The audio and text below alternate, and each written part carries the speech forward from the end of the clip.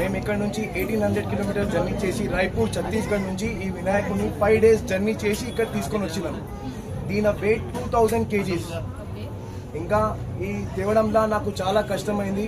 5 days వర్షం, 5 daysలో అక్కడ నుంచి ఇక్కడ రావడానికి మాకు డే నైట్ మేము ఇంకా 8 months బిఫోర్ ఈ బుకింగ్ చేయించినాం.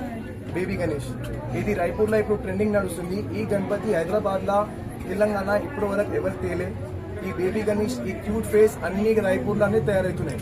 మా గ్రూప్ ఫస్ట్ లాస్ట్ ఇయర్ నుంచి ట్రై చేస్తుంది. ఈ సంవత్సరం మేము ఫుల్ ట్రై చేసి ఈ కళాకారు పేరు ఇట్లా మిలన్ చక్రధారి అని కళాకారు ఉన్నారు, అక్కడికి ఆయనకి మేము కన్విన్స్ చేసి అక్కడి నుంచి తీసుకొని వచ్చినాం ఈ గణపతిని, బేబీ గణేష్. ఈ వినాయకుడిని రాయ్పూర్ నుంచి తేవాలని మీకు ఎందుకు అనిపించింది? ఎందుకు హైదరాబాద్ లో ఎక్కడ దొరకట్లేదా వినాయకుడు? మీకు ఇదే ఎందుకు నచ్చింది అండ్ ఎందుకు అంత దూరం వెళ్ళి అంత తీసుకోవాల్సిన అవసరం? అక్క, ఈ బేబీ ఫేస్ ఇక్కడ ఆల్ ఓవర్ ఇండియాలో ఖాళీ రాయ్పూర్లోనే తయారవుతున్నాయి. మన హైదరాబాద్ లో వినాయకుడు తయారవుతాయి కానీ ఇప్పుడు